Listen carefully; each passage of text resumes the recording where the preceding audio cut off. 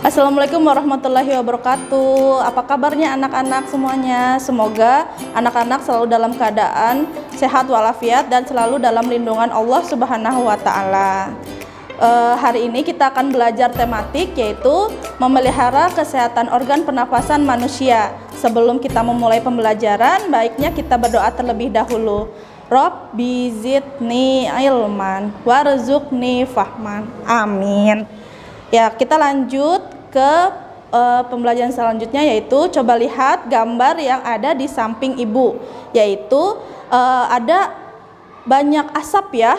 Nah, kita lihat, menurutmu apa lingkungan seperti yang digambar tersebut baik? Berarti tidak kan? Karena apa? Karena kalau banyak asap itu pasti tenggorokan kita sakit, pernafasan kita juga sakit. Nah, bagaimana harusnya kita itu? Harusnya itu adalah udara yang bersih. Karena kalau banyak asap kendaraan itu tidak baik untuk kesehatan paru-paru kita, kesehatan pernafasan kita yang pernah kita pelajari sebelumnya ya, tentang organ pernafasan. Ibu lanjut. Nah, hari ini itu kita akan belajar tentang menjelaskan bahaya polusi udara bagi organ pernafasan manusia. Yang kedua, menceritakan kembali informasi penting suatu teks. Sikap yang akan kita kembangkan yaitu percaya diri, peduli, tanggung jawab, dan disiplin. Lanjut lagi ya. Kemudian pembelajaran pertama, yaitu polusi udara itu berasal dari gas buang kendaraan. Contohnya dari asap knalpot, dari asap motor, semuanya yang kendaraan itu tidak baik ya untuk polusi udara itu. Terus yang kemudian kedua, gas buang industri. Banyak kan kita di kota kita ini yang menghasilkan udara yang tidak baik dari pabrik. Misalkan pabrik itu mengeluarkan banyak asap yang tidak baik bagi kesehatan pernapasan kita. Kemudian selanjutnya yaitu asap rokok. Nah, asap rokok itu tuh sangat bahaya sekali bagi kesehatan manusia, kesehatan pernapasan maksudnya ya. Jadi asap rokok itu apalagi ada di sekitar kita, banyak bapak-bapak yang pada ngerokok. Nah, itu sangat tidak baik, apalagi kalau ada yang sedang hamil, terus kemudian di dekat janin, bayi maksudnya ya. Itu tidak baik sekali untuk pernapasan manusia. Kemudian selanjutnya yaitu asap pembakaran. Asap pembakaran itu contohnya seperti sampah. Sampah, ketika kalian mengumpulkan banyak sampah lalu dibakar sembarangan, nah itu asapnya itu juga tidak baik ya bagi pernafasan manusia. Kemudian selanjutnya yaitu bahaya polusi udara itu menyebabkan kita kesulitan bernapas. Sudah pasti ya. Kenapa? Karena asap yang dikeluarkan itu mengandung zat-zat yang berbahaya. Contohnya karbon monoksida, sulfur, terus kemudian ozon, sulfur dioksida maksudnya ya, ozon. Kemudian masih banyak lagi yang tidak baik. Sedangkan yang baik dihirup oleh pernapasan kita hanya satu, yaitu oksigen. Kemudian yang kedua, iritasi serta infeksi pada hidung. Jelas sekali ya, pasti udara yang itu masuk pasti banyak partikel-partikel yang tidak baik ya untuk pernafasan. Misalkan yang ada di dalam asap itu pasti mengiritasi hidung kita. Kemudian ketiga, penyakit batuk, asma, dan paru-paru.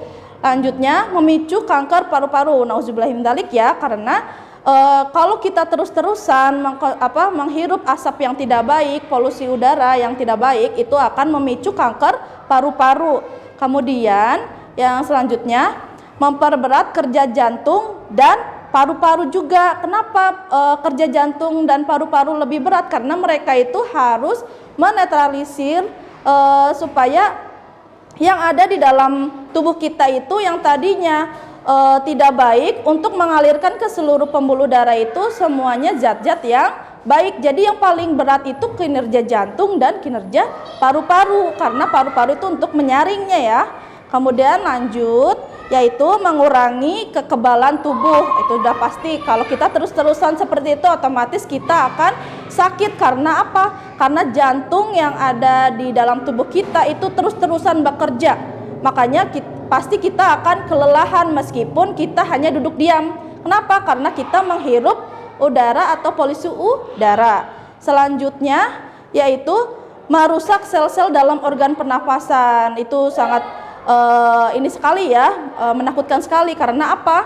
Sel-sel pernapasan itu sangat mempengaruhi sistem metabolisme kita juga. Jadi kalau semuanya sel-sel dalam organ pernafasan itu kita rusak, otomatis semua yang saling berkaitan dalam tubuh kita itu juga akan rusak dan terganggu. Kemudian selanjutnya kita itu dapat melakukan hal-hal untuk melindungi diri dari bahaya polusi udara, yaitu satu, menghindari lingkungan yang dipenuhi dengan polusi udara. Berarti rumah yang dekat atau rumah penduduk yang dekat pabrik itu seenggaknya harus lebih jauh ya, supaya kita itu tidak terus-terusan menghirup udara yang tidak baik. Kemudian yang kedua, menghindari asap rokok. Kemudian yang ketiga, menggunakan masker untuk menutupi hidung dan mulut jika berada di lingkungan yang banyak mengandung polusi udara.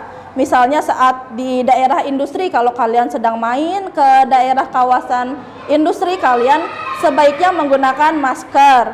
Kemudian yang keempat, mencuci bersih semua bahan makanan sebelum dimasak dan dikonsumsi. Jadi jangan lupa kalian polusi udara itu juga bisa mempengaruhi makanan. Misalkan buah-buahan yang ada di toko buah itu pasti mereka juga terkontaminasi oleh polusi ya.